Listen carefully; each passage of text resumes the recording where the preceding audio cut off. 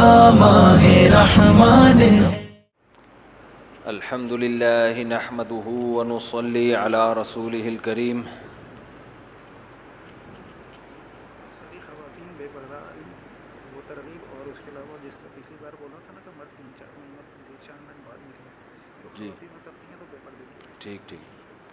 जो ख़वातीन तरावी के लिए आ रही हैं, पर्दे का मुकम्मल ख़याल करें, वरना सवाब के बजाय उल्टा गुनाह होगा। और जब तरावी ख़त्म होती है, बाहर जाने लगते हैं, तो पहले थोड़ा सा ठहर जाएं, मर्दों को निकलने दें, उसके बाद जाएं। चलो भाई,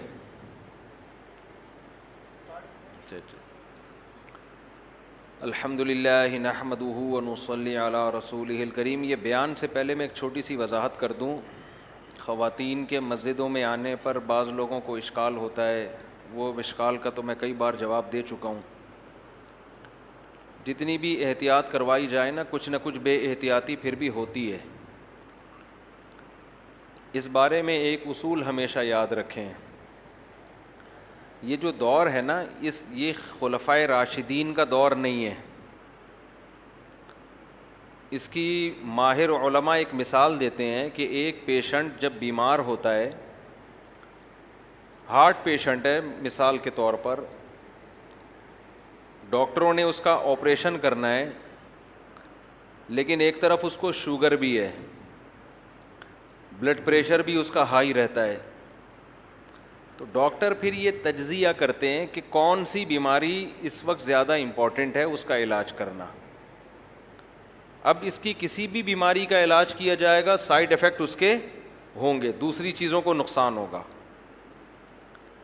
तो उम्मत इस वक्त इतनी बीमार है मिन हैसुल उम्मा कि आप एक मसला ठीक करने जाएंगे तो उसके साइड इफ़ेक्ट होंगे, लेकिन अगर आपने उन साइड इफ़ेक्ट का ख्याल करते हुए उस मसले को ठीक करने की कोशिश नहीं की तो उससे बड़ा बिगाड़ पैदा हो जाएगा मुआशरे में।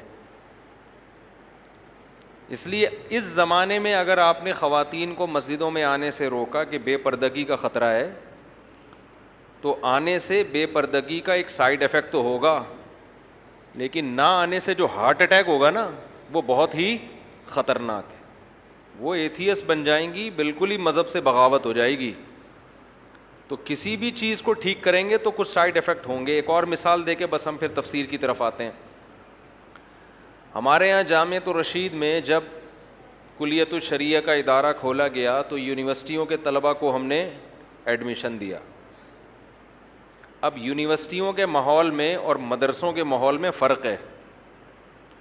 यूनिवर्सिटियों में टीचरों का, उस्ताज़ों के एहतराम का उस तरह तसव्वुर नहीं है जैसा हमारे मदरसों में। अब गड़बड़ ये होने लगी कि बजाय इसके कि यूनिवर्सिटी के तलबा सही होते, हमें ये डर हुआ कि हमारे भी ख़राब ना हो जाएं। समझ रहे हैं? बाज़ दफ़ा तो ऐसा हुआ कि उन्होंने हड़ताल कर दी है, अजीब अजीब चीज़ें जो हमने कभी मदरसों में देखी नहीं थी। तो हमारे उलमा यही कहते थे, जो संजीदा उलमा है, कि भाई कुछ साइड इफ़ेक्ट होंगे, उसको बर्दाश्त करना पड़ेगा। अब आप मयार वो रखो जो सदियों पहले था और आप मेहनत करो यूनिवर्सिटियों में, तो ये अब आउटपुट आपको नहीं मिलेगा। अब तो इसकी फ़िक्र करो कि ये इस्लाम से इनके दिल में मोहब्बत पैदा हो जाए। इन्हीं में बहुत से अच्छे लोग अल्लाह पैदा करेगा जो बड़ा काम करेंगे। और वाकई ऐसा हुआ। जब कुलियतुल शरिया का इदारा जब वो खोला गया ना, तो हमें याद है 3-4 साल हमने जिन तलबा को पढ़ाया वो अजीब ही वक्री किस्म के थे। सारे नहीं, बहुत से अच्छे भी थे, बाज़ ऐसे थे कि खोपड़ी हमारी कबूल ही नहीं करती थी उनको। मसलन हम क्लास में आए हैं तो हमारे यहाँ तो इसका तसव्वुर नहीं है कि टीचर क्लास में आए और तलबा टेक लगा के बैठे हुए यूँ करके ना, एकदम तलबा तमीज़ से, तो वो बैठे, बाज़ उनमें, सारे नहीं, वो बयान भी सुन रहे होते हैं, टेक लगाए हुए बैठे हुए हैं। जो लेटा हुआ है वो लेटा हुआ है, उठ ही नहीं रहा। अरे भाई तू उठ जा यार, क्या क्या कर रहा है।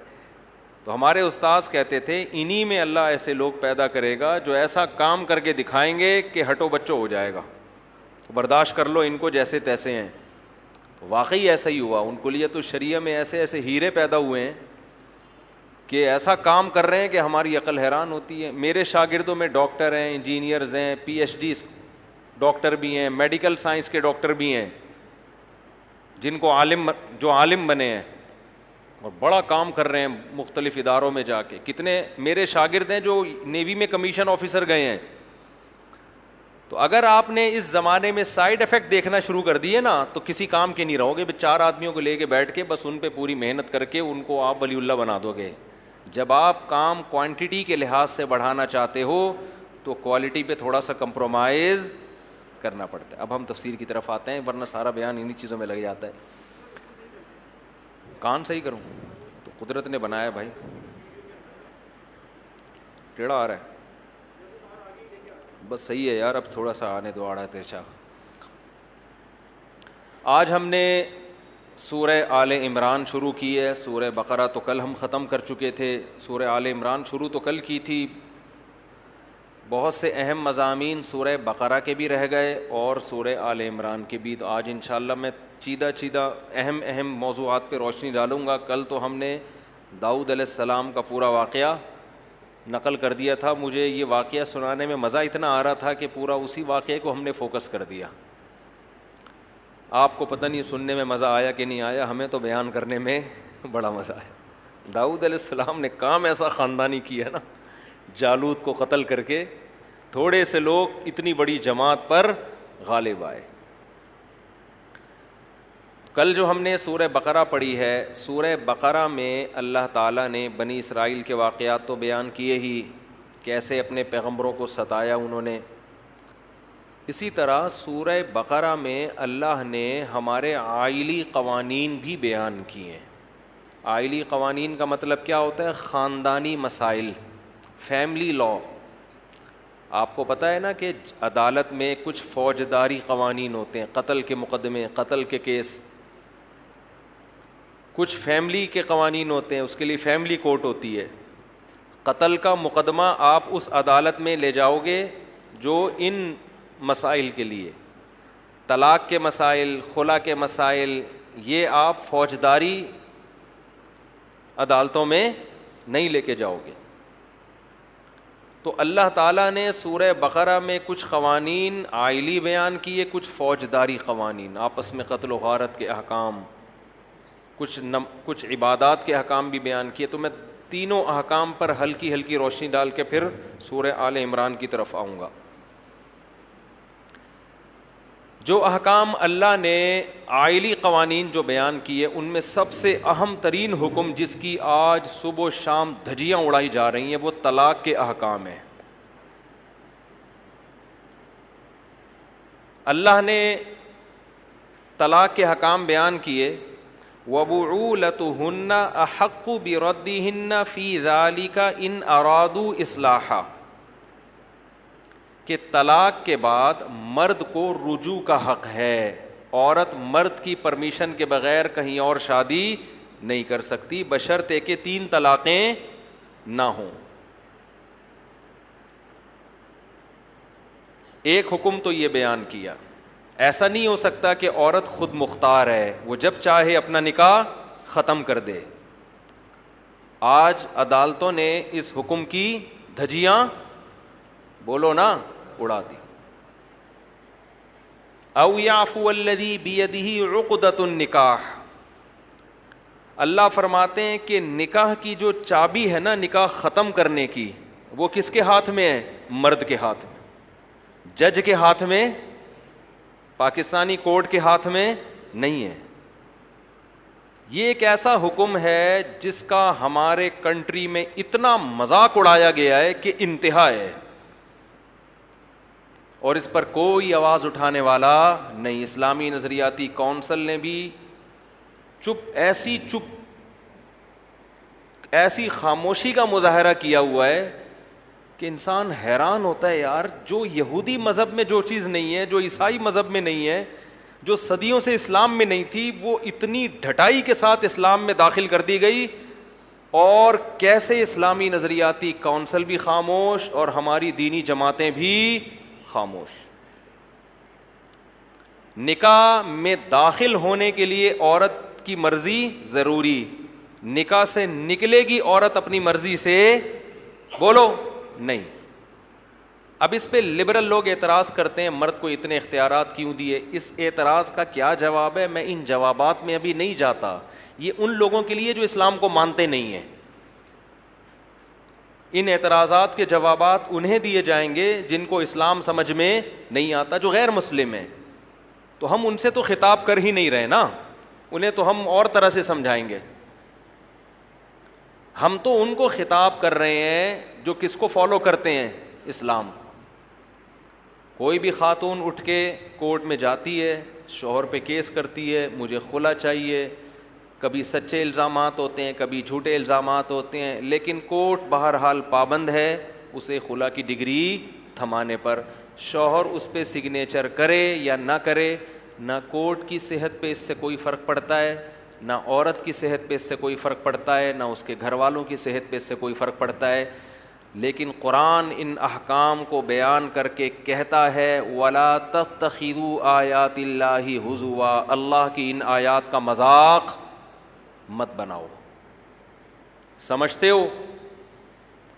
خلا آج بہت سے جاہل یوٹیوب پہ بیٹھے ہوئے ہیں جن کو نہ اسلام کی الف کا پتہ نہ بے کا پتہ, لیکن مفتی بنے ہوئے ہیں.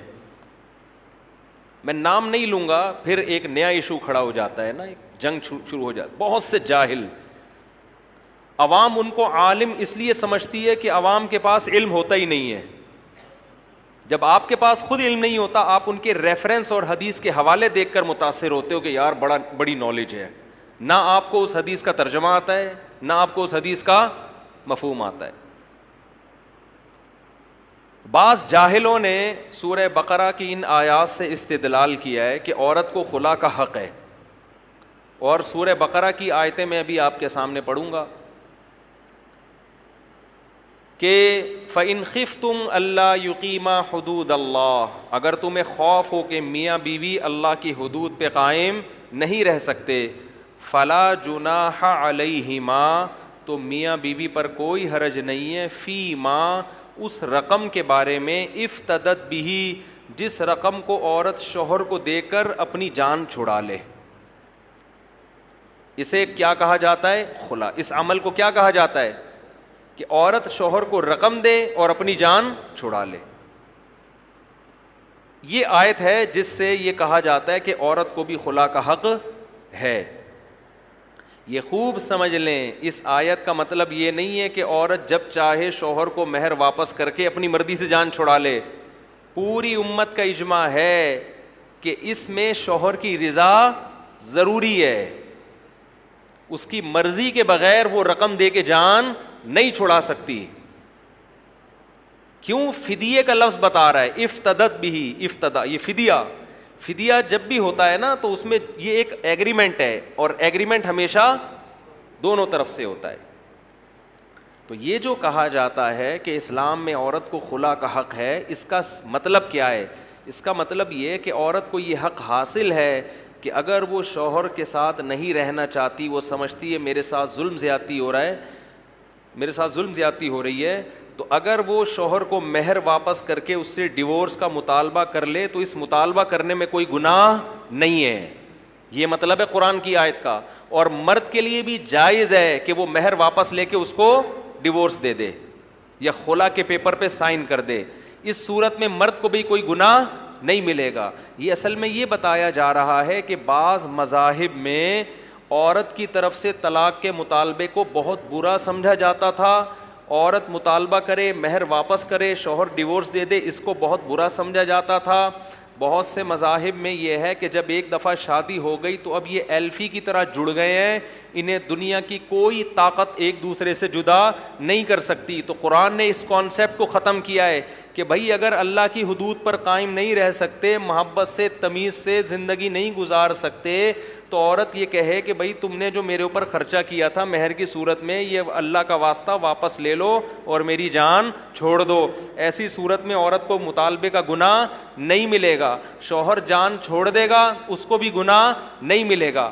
یہ مطلب نہیں ہے کہ عورت پیسے دے اور جج خلا کی ڈگری تھما دے. یہ کسی کے نزدیک اس آیت کا یہ مطلب نہیں ہے. سمجھ رہے ہیں کہ نہیں سمجھ رہے ہیں؟ تو آپ فیصلہ کرو, ہم مسلمان ہیں یا ہندو ہیں. ہم ایتھیسٹ ہیں, ملحد ہیں, کیا ہیں آپ؟ آج خواتین نے ایک مذاق بنا لیا اس کو. بھائی میں چیخ چیخ کے تھک گیا ہوں, بول بول کے تھک گیا ہوں ممبر سے. نہ کلپ وائرل ہوتا ہے اس طرح کا, نہ پتہ نہیں وہ کدھر دب جاتا ہے, نہ کوئی سن رہا ہے. جب مسئلہ ہوا گئے عدالت, کھلا لے کے نکل لیے. سمجھتے ہیں پہلی بات, اور یہ ہوائی باتیں نہیں ہیں, پوری امت کا اجماع ہے, اور اس اجماع کی دلیل صحیح بخاری کی حدیث ہے. صحیح بخاری میں ہے اول خلع فی الاسلام, اسلام میں سب سے پہلے خلا کا واقعہ. اس آیت پر نبی نے عمل کر کے دکھایا. سب سے پہلے کیسے عمل کیا؟ حضرت جمیلہ بنت ثابت رضی اللہ عنہا, بخاری کی حدیث ہے, وہ رسول اللہ صلی اللہ علیہ وسلم کے پاس آئیں. بعض لوگ کہتے ہیں آپ حوالے نمبر پیش نہیں کرتے. بھائی آپ یہ حدیث گوگل پہ ڈالو, نمبر آ جائے گا. میں اب نمبروں میں ٹائم کیوں اپنا لگاؤں میں, جب مجھے پوری حدیثیں ویسے ہی یاد ہیں. اگر آپ کو کسی حدیث پر اشکال ہو, آپ چیلنج کر دو کہ یہ مفتی صاحب نے غلط حدیث سنائی ہے, ایسی کوئی حدیث نہیں ہے. آپ چیلنج تو کرو نا, پھر میں پیش کروں گا. جب ایک آدمی کسی پہ دعویٰ کر رہا ہے اور سامنے والا اس دعوے کو مان لے, تو پھر عدالت مانگے گی گواہ. آپ انکار کرو, ہم پیش کریں گے انشاءاللہ. کیونکہ ہمارے تو دن بھر میں بہت سارے ٹاپک ہیں, ایک چیز پہ تھوڑی بات کرنی ہوتی ہم نے. تو بخاری کی حدیث ہے, رسول اللہ صلی اللہ علیہ وسلم کے پاس حضرت جمیلہ بنت ثابت آئیں. عرض کیا, یا رسول اللہ, میری شادی ہوئی ہے, بی من الجمال ما ترا, آپ جانتے ہیں میں کس قدر خوبصورت اور حسین عورت ہوں, لیکن میرے شوہر, سوری جمیلہ بنت ثابت نہیں, حضرت جمیلہ تھیں, ان کے والد کا نام اس وقت ذہن سے نکل گیا میرے. ان کے شوہر تھے ثابت الانصاری. میرے شوہر جو ثابت ہیں, جب میری شادی ہوئی ان سے, تو وہ قد کے لحاظ سے انتہائی چھوٹے, رنگ کے لحاظ سے انتہائی سیاہ, اور پھر قسم اٹھا کے کہنے لگی, اللہ کی قسم مجھے ان کے دینداری اور اخلاق پر کوئی اعتراض نہیں ہے, لیکن میں انتہائی خوبصورت عورت, اور میرے شوہر صورت کے لحاظ سے مجھ سے بالکل بھی میچ نہیں کرتے. بغیر دیکھے نکاح ہو گیا, اب ہو گیا, غلطی ہو گئی ان سے, اور میں ایک دن بھی ان کے ساتھ گزارا نہیں کر سکتی. اور پھر آپ نے فرمایا, اکرہ الکفر فی الاسلام, میں اسلام میں کفر کو پسند نہیں کرتی. یعنی میں ہوں مسلم, مگر شوہر کے ساتھ میرا سلوک ایسا ہو جو کسی مسلمان پہ زیب نہیں کرتا, یہ بات میں پسند نہیں کرتی. مجھے شوہر ایسا چاہیے جس سے مجھے محبت ہو. اب یہ مطالبہ معقول تھا, ٹھیک ہے بھائی, دیکھنا چاہیے تھا پہلے شادی سے پہلے, لیکن ایک غلطی ہو گئی. اب یہ تو نہیں کہ اس غلطی کو قیامت تک اب ایسے ہی, اب یہاں قرآن کی جو آیت ہے نا کہ اب دونوں اللہ کی حدود پر قائم, بولو, نہیں رہ سکتے. بہت بالکل بے جوڑ نکاح ہوا. کہیں بھی نہیں ہے کہ نبی صلی اللہ علیہ وسلم نے ان کو خلا کی ڈگری تھما دی ہو, یہ لو بھائی, ٹھیک ہے نا. ان کے شوہر کو آپ نے بلایا اور ان سے فرمایا, طلقھا, ان کو طلاق دے دو, یہ تمہارے ساتھ رہنا نہیں چاہتی, اور جو مہر میں تم نے باغ دیا ہے وہ باغ واپس لے لو. ان صحابی نے اپنی زوجہ کو طلاق دے دی. تو انہوں نے طلاق دی ہے جس کی بیس پر ان کا نکاح ختم ہوا ہے. کورٹ کی یہ ذمہ داری ہے کہ اگر کوئی عورت معقول عذر پیش کرتی ہے کہ میں شوہر کے ساتھ نہیں رہ, عذر بھی معقول ہونا چاہیے. اب مثال کے طور پر 10 سال کے بعد ایک عورت آ کے شوہر سے عدالت میں کہتی, میرا میاں مجھے بالکل بھی پسند نہیں آیا, شکل بالکل بھی اچھی نہیں ہے. یہ معقول ہوگا, نامعقول ہوگا؟ یہ تو نامعقول ہے. پہلی رات ہی کو وہ آ گئی نبی کے پاس, پہلی دفعہ دیکھا, تو یہ ہو سکتا ہے نا انسان سے. اس کے باوجود نبی صلی اللہ علیہ وسلم جو امت کے ولی بھی تھے, قاضی بھی تھے, جج بھی تھے, تمام اختیارات تھے, آپ نے خود سے طلاق نامہ جاری نہیں کیا. ان کے شوہر کو کہا کہ طلاق دے دو. اور پوری امت کا اجماع ہے, یہ جو نبی نے ان کے شوہر کو آرڈر دیا, یہ مستحب استحباب کا کا تھا, یہ وجوبی حکم نہیں تھا, کیونکہ ڈیورس کا حق کس کے پاس ہے؟ شوہر کے پاس. تو یہ واجبی حکم نہیں تھا, یہ استحبابی حکم ہے کہ ایسے موقع پہ مشورہ یہی دینا چاہیے, بھائی جب تیری وائف تیرے ساتھ نہیں رہنا چاہتی تو ایک نیند کی گولی آتی ہے, ملینیم 5 کہلاتی ہے میرا خیال ہے بھائی, ایسا ہی ہے نا. تو جب وائف نہیں رہنا چاہتی تو ملینیم 5 کھانی پڑتی ہے, پھر آدمی کو نا بے سکونی کی زندگی ہوتی ہے. مجھے پوری گولی کا نام یاد نہیں ہے صحیح طرح. تو ایسے موقع پہ مشورہ مرد کو یہی دیا جاتا ہے کہ فلا جناح علیہما, قرآن کے الفاظ ہیں, دونوں پر کوئی گناہ نہیں ہے. بھائی مرد کا خرچہ ہو گیا, پورا باغ انہوں نے مہر میں دیا ہے, وہ واپس لو اور ان کو فارغ کرو. تو یہ کر دے تو بہت اچھی بات ہے, نہیں کرے تو کسی کا باپ بھی اس سے نہیں چھڑوا سکتا. سمجھتے ہو؟ تو قرآن یہ حکام بیان کر کے کہتا ہے اللہ کی آیات کا مذاق مت بناؤ. اور قرآن ایک اور بات کرتا ہے وَاذْكُرُوا نِعْمَةَ اللَّهِ عَلَيْكُمْ, اللہ کی نعمت یاد کرو. وَمَا أَنزَلَ عَلَيْكُمْ مِنَ الْكِتَابِ وَالْحِكْمَةِ, اللہ نے تم پر کتاب اور حکمت کی باتیں نازل کی ہیں, تمہیں خود احکام بیان کر دیے. خدا خود تمہارے لیے احکام بیان کر رہا ہے تو کتنی بڑی ناشکری ہوگی کہ اس خدا کے حکم کو چھوڑ کر تم کس کے پاس جا رہے ہو؟ انسانوں کے بنائے ہوئے قوانین کو فالو کر رہے ہو. یہ آپشن دنیا میں کسی قوم کے پاس نہیں ہے, یہ نعمت کسی قوم, انگریز کے پاس خدائی احکام نہیں ہے, انگریز کے پاس نہیں ہے. تورات کیا ہے, انجیل کیا ہے, اس کو نہیں پتا بیچارے کو. ہندو کے پاس نہیں ہے, سکھوں کے پاس نہیں ہے. اللہ کہہ رہے تمہارے پاس تو قرآن میں حکام لکھے ہوئے ہیں, ان احکام کو چھوڑو گے تو یہ خدا کے حکم کی ناشکری ہوگی, خدا کی نعمت کی ناشکری ہوگی. سمجھتے ہو؟ ایک بات تو یہ ہو گئی. ایک اور بات اس میں, پھر میں آگے چلتا ہوں. چند صورتیں ایسی ہیں جس میں عدالت طلاق دے سکتی ہے. اس کو طلاق نہیں کہتے, اس کو کہتے ہیں فسخ نکاح. نکاح کو کیا کر سکتی ہے؟ فسخ.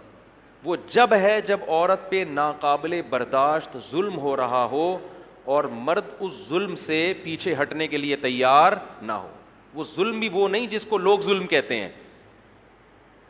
مثال کے طور پر میاں بد اخلاق ہے, اس ظلم کی بیس پر عورت طلاق کا مطالبہ تو کر سکتی ہے, لیکن عدالت سے یک طرفہ خلا نہیں لے سکتی, کیونکہ بد اخلاقی کوئی ایسا پیمانہ نہیں ہے. دنیا میں کوئی اچھے اخلاق کا ہوتا ہے, کوئی کیا ہوتا ہے؟ بد اخلاق. یہ کوئی ضبط کرنے والی کوئی تھرمامیٹر تھوڑی ہے کہ کتنے کلو بد اخلاق ہے جی آپ کا میاں. یہ تو ہر گھر میں ہوتا ہے, کوئی اونچی زبان کا ہوتا ہے, کوئی بری زبان کا ہوتا ہے. تو چند کنڈیشن ایسی ہیں. مثال کے طور پر شوہر رخصتی کے لیے ایگری نہیں ہے, نکاح ہو گیا اور شوہر مارکیٹ سے بولو شارٹ. بعض ایسے ہوتے ہیں, اس کو کہتے ہیں متعنت, ضدی. ابے تو رکھ اپنی بیوی کو, نہیں رکھتا تو چھوڑ کے فارغ کر. نہ وہ طلاق دے رہا ہے اور نہ وہ گھر بسانے کے لیے تیار ہے. یہ اس کو کہتے ہیں متعنت, ضدی, جب میں نہیں مانوں. تو اسلام نے تو اس کو حق دیا, بھائی تیری بیوی ہے لے آنا گھر میں. یہ کہہ رہے نہیں گھر میں بھی نہیں لاؤں گا میں. جیسے بعض لوگ نکاح کیا, لندن چلے گئے, امریکہ چلے گئے, بھول گئے پیچھے کوئی ان کی بیوی بھی ہے. نہ خرچہ بھیج رہے ہیں, نہ اس کو بلا رہے ہیں, نہ اس کے پاس آ رہے ہیں, فون بند کر کے رکھ دیا. تو ظاہر ہے یہ حدود اللہ یہ تو نہیں ہے نا. یہ تو اب جج یہاں شوہر کو پہلے یہ کہے گا کہ بھائی ہم مانتے ہیں تیری بیوی ہے, تو اگر اس کو اپنے ساتھ لے جاتا ہے تو ہم نکاح ختم نہیں کریں. شوہر پھر بھی کہتا ہے نہیں جاؤں گا. نہیں, عدالت کہتی ہے اس کا نان نفقہ دو, اس کو اپنے ساتھ. کہہ رہے نہیں میں نہ میں طلاق دوں گا نہ میں نان نفقہ دوں گا. تو پہلے عدالت اس کو فورس کرے گی دے طلاق, پھر بھی نہیں دیتا تو ایسی صورت میں شریعت نے جج کو شوہر کا نائب بنایا ہے کہ وہ شوہر کی نیابت میں اس کو ڈیورس بولو دے سکتا ہے. یہ کنڈیشن ایسی ہے جس میں عدالت کا یک طرفہ خلا بھی کیا ہو جائے گا, درست. اسی طرح شوہر نامرد ہے تو عدالت اس کو 1 سال کی مہلت دے گی. ایسا نہیں ہوگا کہ عورت نے کیس کیا فوراً کھٹک سے عدالت نے خلا کی ڈگری تھما دی. نہ جج کیا کرے گا, شوہر کو علاج کے لیے بولو نا 1 سال کی مہلت دے گا. اگر 1 سال تک بھی وہ اس قابل نہیں ہوتا کہ اپنی زوجہ سے ریلیشن قائم کر سکتا ہے, پھر عدالت اس نکاح کو عورت کے مطالبے پر شوہر کی مرضی کے بغیر بھی ختم کر سکتی ہے. تیسری کنڈیشن ہے بے تحاشا مار پیٹ. بیوی پہ ہاتھ اٹھانا اچھا کام نہیں ہے, لیکن کبھی کبھار کسی نے تھپڑ لگا دیا, مار دیا, کوئی اپریشیٹ نہیں کیا جائے گا. لیکن اس بیس پہ ایسا نہیں ہوگا کہ عدالت میں عورت پہنچ جائے کہ میرے میاں نے آج چماٹ مارا ہے مجھے اور مجھے خلا کی ڈگری چاہیے. اس بیس پر عدالت عورت کو خلا نہیں دے سکتی. اب لبرل لوگ میرے خلاف کلپ بنائیں گے, دیکھو یہ لوگ کہتے ہیں بیویوں کو مارو. بھائی ہم نہیں کہہ رہے مارو, لیکن اگر کسی نے مارا ہے, پیٹا ہے, غلط کیا, لیکن اس بیس پر عورت کو یہ حق نہیں ہوگا کہ وہ نکاح ختم کر دے. مثال کے طور پر ایک عورت آپ کے ابا کو گالیاں دے رہی ہے, آپ نے اٹھا کے تھپڑ لگا دیا. خواتین کیا کرتی ہیں, فوراً نشان نہ اپنے تصویر کھینچی, انگلیوں کے 5 نشان کورٹ میں داخل کر دیا, یہ دیکھو اس نے مجھے بے تحاشا مارا ہے. عدالت کہتی ہے چلو جی خلا کی ڈگری. تو یہ غلط ہے. آپ اسلام کو فالو کر رہے ہو تو یہ چیزیں نہیں چلیں گی. بے تحاشا جیسے بلا وجہ مارتا ہے, بے تحاشا مارتا پیٹتا ہے, تو یہ تو یعنی بین ضرر ہو, واقعی ایسا ضرر ہو جس کو لگے کہ یار یہ انسان کا بچہ نہیں ہے, یہ کیا ہے, یہ گھر بسانے والا آدمی نہیں ہے, یہ ٹھڑک پوری کرنے کے لیے شادی کی ہے اس نے, مار کٹائی کے لیے. بعض لوگوں کو مارنے کی ٹھڑک ہوتی ہے نا. تو ایسی جب تک واضح ضرر نہیں ہوگا اس وقت تک عدالت کا یک طرفہ خلا کی اسلام میں کوئی حیثیت نہیں ہے. اور ان میں بھی بہت سے کیس ایسے ہیں جس میں شوہر کو مہلت دی جائے گی. سمجھتے ہو, ایک حکم تو اللہ نے یہ بیان کیا, آج اس حکم کی کھلے عام دھجیاں اڑائی جاتی ہیں. دوسرا آرڈر اللہ نے کیا بیان کیا, اللہ نے بتایا الطلاق مرتان, 2 دفعہ طلاق کے بعد شوہر کو رجوع کا حق ہے. آگے اللہ فرماتے ہیں فَإِن طَلَّقَهَا, اگر مرد نے تیسری طلاق دے دی, اللہ نے کوئی فرق نہیں کیا کہ اسی مجلس میں دی ہو یا 1 مہینے بعد دی ہو, اگلے دن دی ہو, 1 سیکنڈ بعد دی ہو, 6 مہینے بعد دی ہو. قرآن صاف لفظوں میں کہہ رہا ہے اگر تیسری دے دی فَلَا تَحِلُّ لَهُ مِن بَعْدُ, تیسری طلاق کے بعد یہ عورت اپنے شوہر کے لیے حلال نہیں ہے. اس حکم کی بھی آج دھجیاں اڑائی جاتی ہیں, دھڑ دھڑ دھڑ طلاقیں نکال کے اہل حدیث سے فتویٰ لا کے حرام بیوی کو اپنے اوپر کیا کر لیتے ہیں, حلال کر لیتے ہیں. کسی ایک صحابی سے ضعیف سند سے بھی ثابت نہیں ہے کہ کسی نے یہ فتویٰ دیا ہو کہ 3 طلاقیں دے کے کوئی آیا ہو اکٹھی, اور ان صحابی نے کہا ہو کہ چونکہ اکٹھی ہیں لہذا کتنی ہیں, 1 ہے. حالانکہ صحابہ کے درجنوں فتاوی احادیث کی کتابوں میں ہیں. تو یہ اہل حدیث حضرات نے بہت بڑی غلطی ہوئی ہے, ان سے مسٹیک ہوئی ہے, ان سے ہو گئی. آپ اس مسٹیک میں ان کو فالو نہ کریں. بیوی اس سے حلال نہیں ہوگی کیونکہ قرآن نے طلاق کے حکام کو 2 اور 2 4 کی طرح بیان کر دیا ہے, بالکل واضح. اب کسی نے ہٹ دھرمی کی قسم اٹھا لی ہو ڈٹائی کی, اور وہ کہتا ہے کہ قرآن میں اکٹھی 3 ہے ہی نہیں, وہ جھوٹ بول رہا ہے. سمجھ رہے ہیں نا, قرآن میں 3 طلاقوں کے حکام 2 جگہ بیان کیے ہیں. ایک سورہ بقرہ میں, اس میں اللہ نے بتایا تیسری دے دی تو حلال نہیں ہے. سورہ طلاق 28ویں پارے میں اللہ نے طلاق دینے کا صحیح طریقہ بتایا ہے. بعض لوگ ان دونوں آیتوں کو کیا کر دیتے ہیں, مرج کر دیتے. سورہ طلاق میں بتایا کہ اکٹھی دینا جائز نہیں ہے, اکٹھی 3 طلاقیں دینا جائز نہیں ہے. جب دو گے تو وقفے سے دو گے, 1 مہینے میں 1, پھر دوسرے مہینے میں دوسری, پھر تیسرے مہینے میں تیسری. اور اس کی اللہ انہی آیتوں میں حکمت بیان کر رہا ہے, لا تدری لعل اللہ یحدث بعد ذلک امرا, ہم تمہیں تقسیم کر کے طلاق دینے کا حکم اس لیے دے رہے ہیں شاید اللہ جوڑ کی کوئی صورت پیدا کر دے. صاف پتہ چل رہا ہے کہ اگر اکٹھی دے دی تو جوڑ کی صورت پیدا نہیں ہوگی. آج طلاق کے یہ احکام کی دھجیاں اڑا رہے ہیں کہ نہیں اڑا رہے؟ کتنے لوگ ایسے ہیں بیویوں کو 3 طلاقیں دیتے ہیں اور فتویٰ لا کے بولو رکھ لیتے. کوئی کہتا میں غصے میں تھا, کوئی کہتا میری کھوپڑی کام نہیں کر رہی تھی, کوئی کہہ رہا کہ 3 ہوتی نہیں ہے, فلانے کا فتویٰ. ڈاکٹر ذاکر نائک میرے لیے آپ سے زیادہ قابل احترام ہے, لیکن وہ مفتی نہیں ہے, اور ڈاکٹر صاحب نے اس فتوے اب اس کو بیان بھی نہیں کرتے. ان سے میری براہ راست جب ڈاکٹر صاحب سے بات ہوئی تو انہوں نے کہا میرا اس معاملے میں پہلے زیادہ اسٹڈی نہیں تھی, اس لیے میں کہتا تھا 3 طلاقیں ایک ہوتی ہیں. اب میں نے جب اسٹڈی کی ہے تو ان کی رائے کیا ہوئی مجھے نہیں پتا, لیکن پہلی والی رائے ان کی بہرحال وہ والا موقف اب ان کا نہیں ہے, اسی وجہ سے اب وہ یہ مسئلہ بیان بھی نہیں کرتے. سمجھتے ہو؟ تو پوری امت ایک طرف ہے میرے بھائی, سارے صحابہ, تابعین, 4 ائمہ, قرآن, اور وہ جو مسلم کی حدیث پیش کی جاتی ہے اس کا میں کئی بار جواب دے چکا ہوں کہ نبی کے دور میں 3 ایک سمجھی جاتی تھی، اس کا کیا مطلب ہے وہ میں کئی بار جواب دے چکا ہوں. ابھی میں جواب دینے گیا تو یہ ہمارا تفسیر کا لیکچر سارا اسی کی نظر ہو جائے گا، اس لیے میں اس موضوع کو ابھی نہیں کر. تو یہ دوسرا حکم ہے جس کی دھجیاں بولو اڑائی جاتی ہیں. اور قرآن ان احکام کو بھی بیان کر کے کہتا ہے لا تتخذوا آیات اللہ ہزوا، اللہ کی آیات کا مذاق مت بناؤ. اور پھر قرآن یہ آیتیں بیان کر کے یہ بھی کہتا ہے تلک حدود اللہ، یہ اللہ کی باؤنڈری ہے، اس کو کراس کرنے کی کوشش بولو نا مت کرو. منہ سے 3 نکل گئیں، اللہ کی باؤنڈری ہے، اس کو کراس کرنے کی کوشش مت کرو. جو اللہ کی حدود کو توڑتا ہے فاولئک ھم الظالمون، اللہ کہتے ہیں یہ لوگ کیا ہیں؟ ظالم ہیں. تو اپنی زبانوں پہ کنٹرول کر لو. جب شادی ہوتی ہے نا پہلے یہ کنٹرول کرو زبان پہ. قبول ہے تو سوچنے سے پہلے بہت دفعہ سوچتے ہیں کہ قبول ہے بولنا ہے کہ نہیں بولنا. قبول ہے میں کبھی نہیں کوئی کہتا میری شادی ہو گئی دلہن کے پاس جا رہا ہے ابے اب میرا تو منہ سے قبول ہے نکل گیا تھا یار، میرا تو کوئی ارادہ تھا ہی نہیں یار. وہاں تو بڑی خوش خوشی بھاگ رہا ہوتا ہے، طلاق کے وقت کہتے ہیں میرے منہ سے نکل گیا، میرے منہ سے نکل گیا. تو دوسرا حکم. تیسرا حکم حلالہ، اس کا بھی آج بڑا مذاق اڑایا جاتا ہے.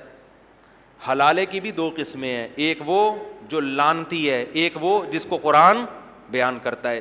آج بہت سے لوگوں نے قرآن و سنت کے نام پہ اتنی غلط فہمیاں پھیلائی ہیں کہ لا تلبسوا الحق بالباطل ہے نا، قرآن یہودیوں کے بارے میں کہہ رہے حق اور باطل کو آپس میں مرج مت کرو. لیکن عوام میں اتنا فتنہ پھیلایا ہے حلالہ حلالہ حلالہ حلالہ، یہ مولوی حلالے کراتے ہیں، یہ مولوی حلال، اتنا زیادہ اس لفظ کو اچھالا گیا ہے کہ ایک مذاق بنا کے پیش کر دیا ہے. تو ان آیتوں میں اللہ نے حلالے کا کانسیپٹ بھی پیش کیا ہے کہ اگر مرد نے 3 طلاقیں دے دی ہیں، 3 طلاقیں دینے کے بعد عورت اب اس مرد سے دوبارہ نکاح نہیں کر سکتی. اسلام آپ کو طلاق کے لفظ سے کھیلنے کی اجازت ہی نہیں دیتا ہے، اس کو مذاق نہ بنایا جائے. تاکہ عدت گزرنے کے بعد عورت آزاد ہے. اللہ میاں کہتے ہیں اس کے علاوہ جہاں چاہے نکاح کرو، اس سے نہیں ہو سکتا نکاح تمہارا. اس میں کوئی بغیرتی ہے؟ لوگ کہتے ہیں نا حلالہ بغیرتی ہے. اس اسٹیپ میں کوئی بغیرتی کوئی شروع ہو رہی ہے؟ جہاں چاہے نکاح کرے. اس عورت نے کسی مرد سے نکاح کر لیا، کم سے کم 2 گواہوں کو پتا تھا. نکاح میں ویسے بھی 2 گواہ کیا ہوتے ہیں؟ کافی ہوتے ہیں. اگر کوئی پوری دنیا کو بتائے بغیر کسی مجبوری سے 2 گواہوں کی موجودگی میں چھپ کے نکاح کر رہا ہے، دوسری شادی میں اکثر 2 گواہ ہی ہوتے ہیں. ان کو پتا ہے 2 کے 4 ہو گئے نا تو 4 پورے محلے کو بتا کے پٹوا کے ہونے ہی نہیں دیں گے. گواہ جہاں آ گئے وہاں بغیرتی ختم. 2 بندے ہیں پکڑا جاؤں گا تو بتا دوں گا بھائی یہ 2 میری شادی پہ کیا ہیں؟ گواہ ہیں. اگر کسی عورت نے 2 گواہوں کی موجودگی میں کسی مرد سے نکاح کر لیا تو یہ مرد اس کا شوہر ہے. اس شوہر کا اس عورت کے قریب آنا بغیرتی نہیں. یہ شوہر اس کے قریب آیا، اس سے ہم بستری کی، کوئی بغیرتی نہیں ہے. لوگ اس کو یہ تعبیر کرتے ہیں ایک کی بیوی دوسرے کے بستر کی زینت بن رہی. ابے اس کی بیوی ہے نہیں، یہ صحیح ہے نا، وہ تو طلاق دے دی، ختم ہو گیا اس کا رشتہ. ابھی اپنے شوہر کے گھر میں ہے. یہ ہم بستری کرنے کے بعد عورت کو یہ اختیار ہے کہ اسی کے ساتھ زندگی گزارے.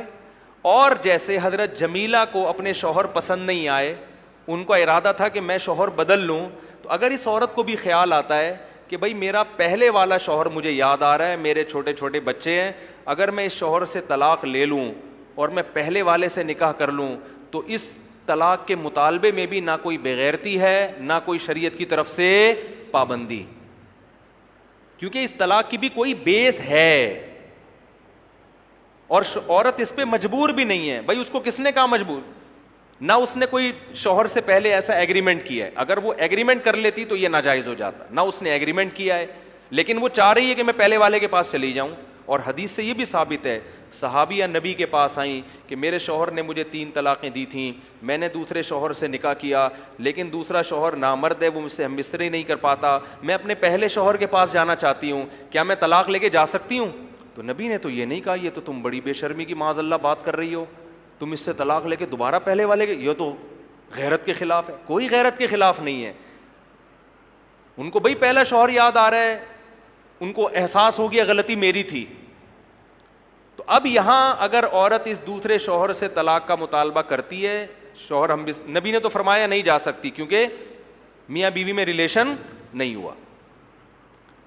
تو اب اگر یہ خاتون اپنے شوہر سے طلاق کا مطالبہ کر لیتی ہیں, وہ اگر کہتا ہے میں طلاق نہیں دوں گا, اب دوبارہ مطالبہ کرنا کیا ہے؟ بے غیرتی. جب وہ نہیں چھوڑنا چاہ رہا تو اس شوہر کا حق, ابے بھائی جس کے پاس رہتی ہے اس کا حق ہے, یہ پرانے والے کا حق ہے, جو رہ رہی ہے اس کا حق ہے نا. اب اس کو خوش رکھو, وہ دے دے تو اس کی مرضی ہے, نہیں دے تو بس صبر کرو. اس کو تنگ, اس کو بولو بس ٹھیک ہے میں آپ کے ساتھ خوش ہوں. لیکن اگر وہ دے دیتا ہے, وہ کہتا ہے یار نہیں رہنا چاہتی تو میں کیوں رکھوں, تو اس میں بھی کوئی بغیرتی بولو نہیں ہے. پھر اگر یہ طلاق دیتے, دوسرا دے دے, پھر یہ عدت گزارے, عدت گزارنے کے بعد ساری دنیا میں جس مرد سے چاہے یہ نکاح کرے, اس میں کوئی بغیرتی نہیں ہے. جب ساری دنیا میں جس مرد سے چاہے نکاح کرنے میں بغیرتی نہیں ہے, تو اپنے بچوں کے باپ سے نکاح کرنے میں کیوں بغیرتی ہے؟ نہیں یاری میرا خیال ہے بات سمجھے.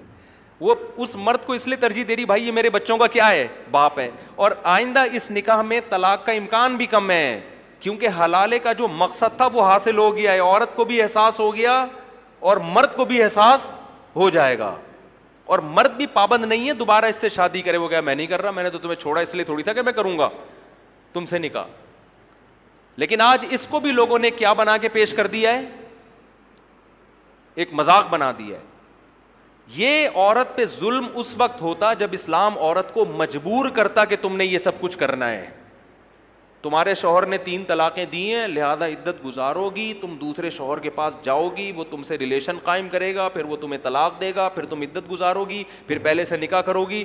اسلام نے کسی اسٹیپ میں عورت کو کہیں بھی مجبور نہیں کیا. ایک پابندی لگائی ہے, پرانے والے کے پاس نہیں جا سکتی, بس جہاں چاہو شادی کرو, اسی کے ساتھ رہو. طلاق لینی ہے نہیں لینی تمہیں اختیار ہے, لے لیتی ہیں اس کے بعد دوبارہ پرانے سے کرو, نئے سے کرو, یا کسی سے بھی نہ کرو, یہ سب تمہیں اختیارات ہیں. تو مجبور کہاں کیا اسلام نے عورت کو اس میں. لیکن غیر مسلم بھی اس کو ایک تماشا بنا کے پیش کرتے ہیں, اور جو اس آج کل کے اسکالرز ہیں جن کو اسلام کا پتہ نہیں ہے, وہ علماء کا مذاق اڑاتے ہیں. تو حقیقت میں وہ کس کا مذاق اڑا رہے ہیں؟ قرآن کا. اب سوال یہ پیدا ہوتا ہے اسلام نے یہ رکھا کیوں ہے؟ اسلام نے طلاق کی روک تھام کے لیے رکھا ہے, تاکہ لوگ طلاق کے لفظ کو مذاق نہ بنائیں. ورنہ زمانے جاہلیت میں یہ ہوتا تھا, دھڑ دھڑ دھڑ طلاقیں نکالیں پھر شادی کر لی, پھر طلاقیں نکالیں پھر شادی کر لی. عورت کو ایک عجیب اذیت ہوتی تھی طلاق کے لفظ سے.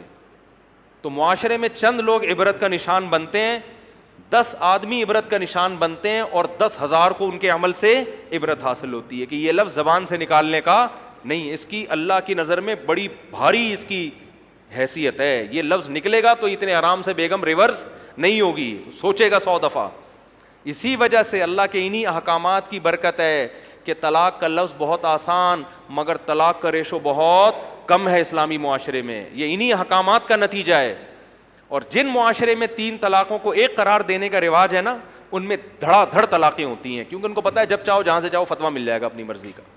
تو یہ دوسرا حکم ہے. سمجھ میں آ گیا کیا ہو گیا بھائی؟ یہ سورہ بقرہ میں اللہ نے عائلی قوانین میں کون سا حکم بیان کیا؟ دوسرا حکم. تیسرا حکم قرآن بیان کرتا ہے سورہ بقرہ میں, جو آج ہمارے معاشرے میں ہوتا ہے. قرآن کہہ رہا ہے کہ طلاق کے بعد لا تضار والدۃ بولدہا ولا مولود لہ بولدہ, بچے کی وجہ سے نہ بچے کے باپ کو نقصان پہنچایا جائے گا نہ بچے کی ماں کو. آپ الگ ہو گئے, بچہ دونوں کا ہے. آج اس پر بھی عمل نہیں ہو رہا.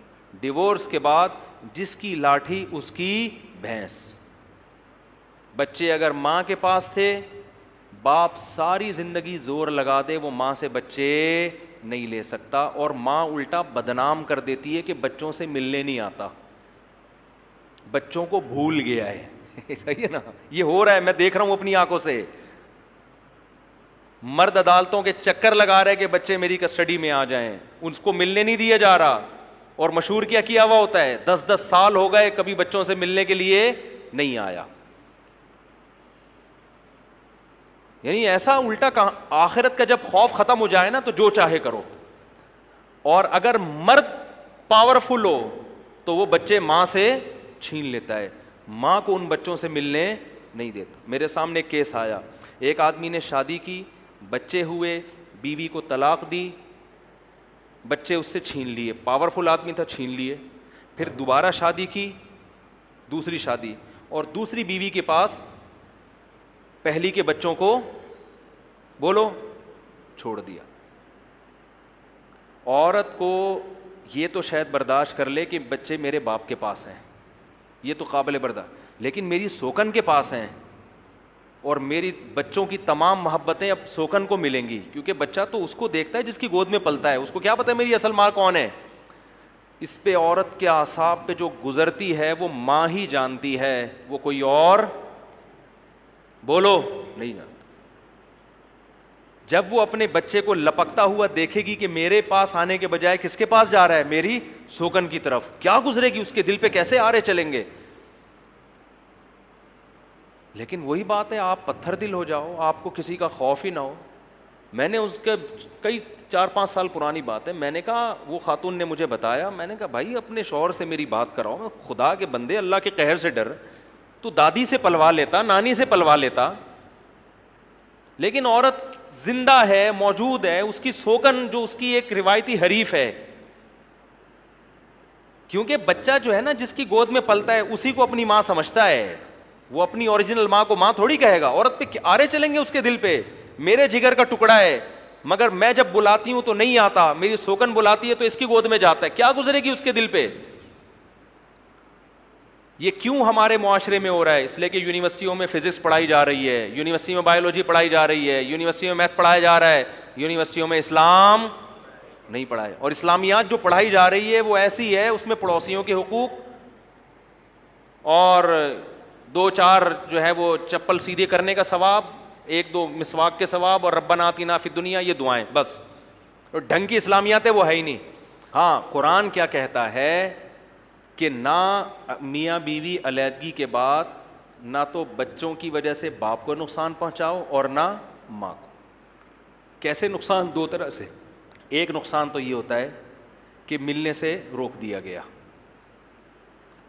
آج جب ڈیورس ہوتی ہے, عورت کی کسٹڈی میں بچے ہوتے ہیں, باپ عدالت میں کیس کرتا ہے, 6 مہینے بعد جا کے تو نوٹس وصول ہوتا ہے. 6 مہینے, 9 مہینے, 10 مہینے, 12 مہینے باپ بچوں کو دیکھ ہی نہیں سکتا.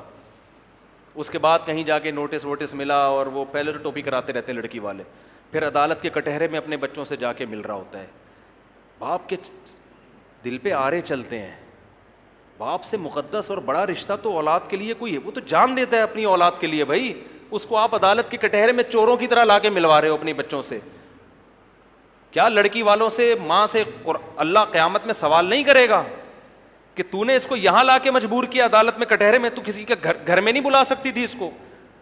ایک بات تو یہ. دوسری بات یہ کہ صرف ملاقات کافی نہیں ہے. جب بچے چھوٹے ہوں گے, ہفتے میں 1 دن باپ کے ساتھ رات گزاریں گے, وہ ہفتے میں 1 دن باپ کے ساتھ رات گزاریں گے.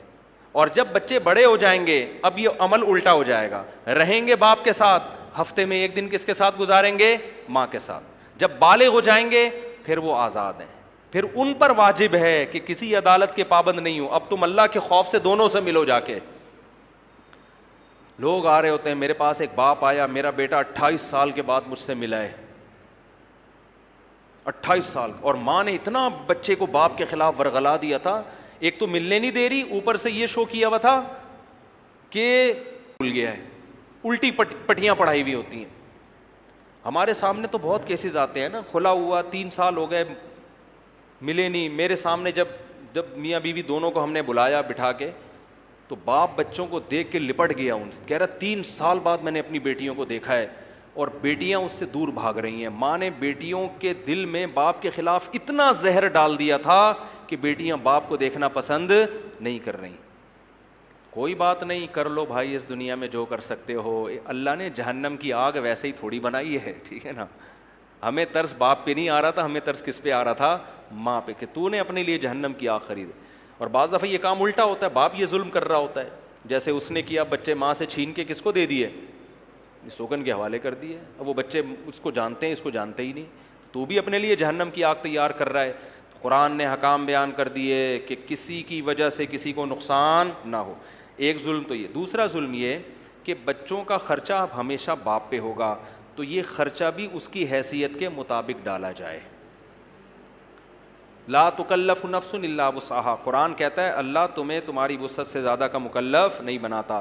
بعض دفعہ عورتیں الزام لگاتی ہیں اس کا اتنا بزنس, اتنا وہ کر کے نا عدالت ٹھیک ٹھاک خرچہ ڈال دیتی ہے اس کے اوپر, وہ دے نہیں پاتا. اچھا, ایک الزام عام طور پر یہ بھی لگتا ہے, مائیں اکثر یہ شکایت کرتی ہیں کہ بچوں کو سکھایا ہوا ہوتا ہے کہ 10 سال سے 10 سال ہو گئے تمہارے باپ نے آج تک تمہارے لیے کوئی خرچہ نہیں بھیجا. حالانکہ باپ خرچہ بھیجنے کے لیے تیار ہوتا ہے, وہ کہتے ہیں مجھ سے ملواؤ تو میں بھیجوں گا, ملواتے ہو نہیں اور خرچہ فری میں مانگتے ہو. تو شرن بھی ایسا ہی ہے, اگر ماں آپ کو بچوں سے ملنے نہیں دیتی تو پھر شرن آپ پر بھی بچوں کا خرچہ لازم بولو نہیں ہے. تو یہ بھی حکام ہے جس کی دھجیاں اڑائی جاتی ہیں. اور آگے چلتے ہیں, بس جلدی جلدی میں حکام بیان کر کے ختم کرتا ہوں, بات بیان بہت لمبا ہو جاتا ہے پھر. اور اللہ نے کیا احکام بیان کیے, پھر آگے سورہ آل عمران ہے. سورہ بقرہ میں پھر اللہ نے مالی معاملات کو لکھنے کا حکم دیا کہ مالی لین دین آپس میں لکھت پڑھت کیا کرو, ہوائی نہ کیا کرو. ابھی کچھ دن پہلے کیس سامنے آیا, ایک صاحب نے 1 کروڑ روپے کا پلاٹ خریدا, 1 کروڑ بھی بلکہ 2-3 کروڑ کا, اسٹیٹ ایجنٹ کو پیسے دیے, لکھت پڑھت ہوئی نہیں, رات کو ہارٹ اٹیک ہوا, اسٹیٹ ایجنٹ کا انتقال ہو گیا. اگلے دن یہ گیا ہے بھائی میرے پیسے, انہوں نے کہا کون سے پیسے, کیڑی دیکھ کون سے پیسے, کوئی ثبوت ہی نہیں ہے. وجہ کیا ہے, ہم یہ سمجھتے ہیں کہ مرے گا ہی نہیں, کل تک تو زندہ رہے گا. بھائی جو بھی مرتا ہے پہلے سے پتہ تھوڑی ہوتا ہے کہ یہ مر جائے گا. جب بھی بڑے معاملات ہوں گے ان کو آپس میں لکھا جائے گا, بھرپور طریقے سے لکھو. اس کا بھی اللہ نے قرآن مجید میں سورہ بقرہ میں حکم دیا. اور آخری حکم, چونکہ وقت بہت ہے, پھر آل عمران پر کل انشاءاللہ میں روشنی ڈالوں گا, وقت بہت زیادہ ہو جاتا ہے.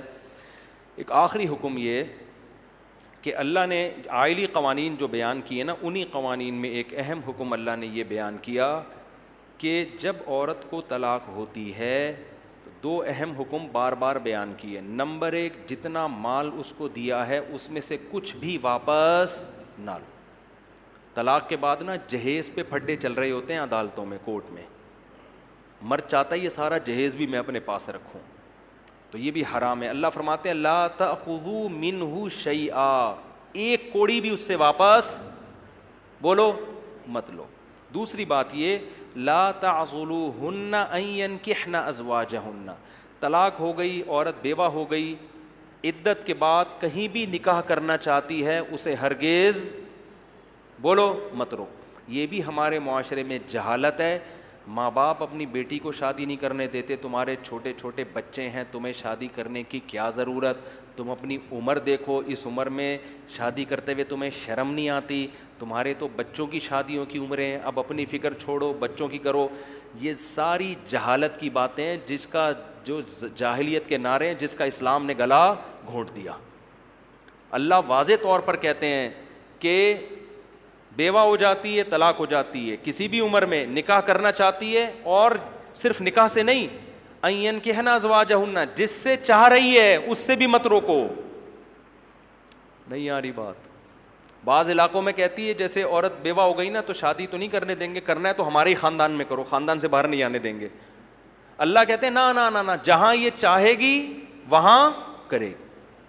میں کئی نکاح پڑھا چکا ہوں, 45 سال کی عورتیں, ابھی کچھ دن پہلے 50 سال کی خاتون آئیں, چھپ کے نکاح کر رہی ہوتی ہیں بندے سے.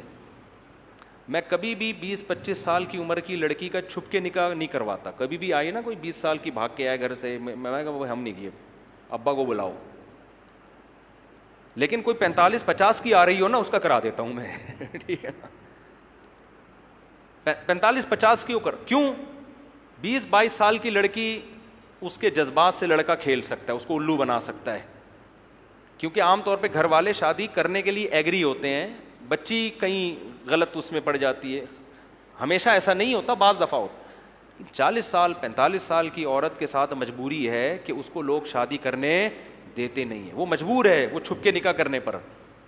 ابھی ہم نے پڑھایا ہے نکاح, ابھی 3-4 دن پرانی بات ہے, وہ بھی میرا خیال ہے 45-50 سال کی خاتون تھی, میاں بندہ بھی 50-55 سال کا, ان خاتون کے بچے بھی بڑے تھے. نکاح کیا انہوں نے, ہم نے پڑھا دی, ہم نے کہا ہم پڑھائیں گے, ہم بیٹھے ہوئے اس کام کے لیے. کیوں چھپ کے کر رہی ہیں؟ لوگ کہیں گے غلط کام ہے جو چھپ کے کر رہی ہو. غلط نہیں ہے, کام صحیح ہے, لوگ غلط سمجھ رہے ہیں. اس کے گھر والے نہیں کرنے دے رہے تھے اس کو شادی, ابا منع کر رہے ہیں, ماں منع کر رہی ہے, رشتہ دار منع کر رہے ہیں, اس عمر میں تمہیں شرم نہیں آتی. بھائی مسلمان ہو یا ہندو ہو, فیصلہ کر لو. قرآن میں صاف طور پہ اللہ نے کہہ دیا طلاق یا بیوہ کے بعد تمہیں یہ اتھارٹی بالکل بھی نہیں ہے کہ اس کو نکاح سے روکو, یہ بھی اتھارٹی نہیں ہے. جہاں نکاح چاہتی ہے وہاں دو الگ الگ حکم ہیں. نکاح ہی نہیں کرنے دینا یہ بھی ظلم, کرنے تو دینا لیکن اپنی مرضی تھوپنا یہ بھی کیا ہے, ظلم ہے. جہاں کہے گی وہاں کراؤ اس کا نکاح. اور قرآن آگے اس حکم کو بیان کر کے کہتا ہے ذالکم ازکا لکم واطہر, یہ تمہارے لیے زیادہ پاکیزہ ہے. اس سے معاشرے میں زنا ختم ہوگا, پاکیزہ معاشرہ وجود میں آئے گا. لوگ کہتے ہیں بھائی اس کو کوئی برائی کا خطرہ تھوڑی ہے, اب اتنے بچوں کی ماں ہو کے یہ کیا, اس کو کیا ضرورت ہے. او بھائی وہ اس کے وہ جانتی ہے, جس کو بھوک لگتی ہے اس کو پتہ ہوتا ہے مجھے روٹی کی ضرورت ہے یا نہیں, آپ تھوڑی ہو, یہ تو نیچرل ہے, تو کرنے دو اس کو. تو یہ سارے احکام میں نے اور آپ نے سیکھنے اور معاشرے میں ان کو بولو فروغ دینا. تو آج میرا ارادہ تھا سورہ آل عمران میں جہاد کی بہت آیتیں ہیں اور آل عمران کا بڑا تذکرہ ہے, حضرت مریم کا, اس پہ بھی میں چلوں گا لیکن وقت ہمارا پورا ہو گیا. انشاءاللہ یہ بڑے دلچسپ واقعات ہیں آل عمران میں. عیسائیوں کا ایک وفد آیا تھا نبی صلی اللہ علیہ وسلم کے پاس, اس پہ سورہ آل عمران نازل ہوئے اور ایسا زبردست طریقے سے عیسائیوں سے مناظرہ کیا گیا, ان کو بتایا گیا کہ پھر مباہلے کا چیلنج دیا گیا ان کو. تو انشاءاللہ یہ پہلے زمانے میں ہم ڈرامہ دیکھتے تھے نا, تو ڈرامے کا اینڈ ایسا ہوتا تھا کہ اگلی کس کا انتظار ہوتا تھا. تو ہمارا اینڈ ایسا ہوتا نہیں. اب میں کوشش کر رہا ہوں تکلف کر کے ایسا اینڈ کر دوں کہ آپ لوگ کو کل میں دلچسپی رہے. وہ ایک ڈرامہ آیا کرتا تھا, ہم نے توبہ کر لی تھی, اب نہیں دیکھتے الحمدللہ. وہ ایک ڈرامہ آیا کرتا تھا, غالباً آخری چٹان نام تھا شاید اس کا, تاریخی ڈرامہ تھا. اس میں بدر بن مغیرہ ایک کردار تھا نا, بڑا ہیرو گزرا ہے مسلمانوں کا. تو اس کو دکھایا کہ اب وہی ہیرو تھا جو اسی کی وجہ سے ہم جیسے ارطغرلی اگر شارٹ ہو جائے ڈرامے سے تو کیا دیکھیں گے لوگ. ایک آدمی نے کہا مجھے مفتی صاحب یہ ارطغرل کی وجہ سے لوگ ڈرامہ نہیں دیکھتے, یہ حلیمہ کی وجہ سے دیکھ رہے ہوتے ہیں. آپ پتہ نہیں کس خوش فہمی میں ہیں. اچھا, تو اس میں دکھایا کہ بدر بن مغیرہ کے قتل کا فیصلہ کر دیا نا خلیفہ نے. اب ہم تو بچے تھے بیٹھے رو رہے تھے, یار یہ بندہ ہی قتل ہو گیا تو یہ ڈرامے میں بچے گا کیا. تو دکھایا کہ اس کو پھانسی گھاٹ پہ لٹایا گیا اور جلاد کو حکم دیا گیا کہ اس کا تلوار سے سر اڑاؤ. جلاد نے ایسے کیا اور ابھی گردن کے قریب تلوار آئی ہے, دی اینڈ. ہم منتیں مان رہے ہیں, دعائیں مانگ رہے ہیں, اللہ اس کو بچا لے, اللہ بچا لے, اور اب یار ہم نے کہا کیسے ٹائم پہ اینڈ کیا ہے کم وقتوں. تو اب آپ بتاؤ پورا ہفتہ پھر نا ہم 1 گھنٹہ پہلے سے ٹی وی کے آگے بیٹھ گئے کہ یار یہ گردن کٹے گی کہ نہیں کٹے. پھر اگلی قسط جب شروع ہوئی ہے نا, تو جیسے ہی وہ قریب آ جائے نا تو ایک دم دروازہ کھلتا ہے اور خلیفہ کا آرڈر آتا ہے ٹھہر جاؤ. 1 ہفتے سے جو ہماری سانس رکی ہوئی تھی نا, ہر چیز جام ہوئی ہوئی تھی, ہم قبض ہو گیا تھا. وہ سانس بحال ہوا, بھائی اچھا شکر ہے اللہ کا بچ گیا بھائی. تو میں تو ایسا اینڈ نہیں کر سکتا, یہ ڈرامہ تو ہے نہیں, وہ تو بیان ہے. تو آپ لوگ کوشش کریں کل آ جائیں, انشاءاللہ بہت ثواب ملے گا. بس یہی اینڈ کافی ہے. سبحانک اللہم و بحمدک نشہد ان لا الہ الا انت نستغفرک و نتوب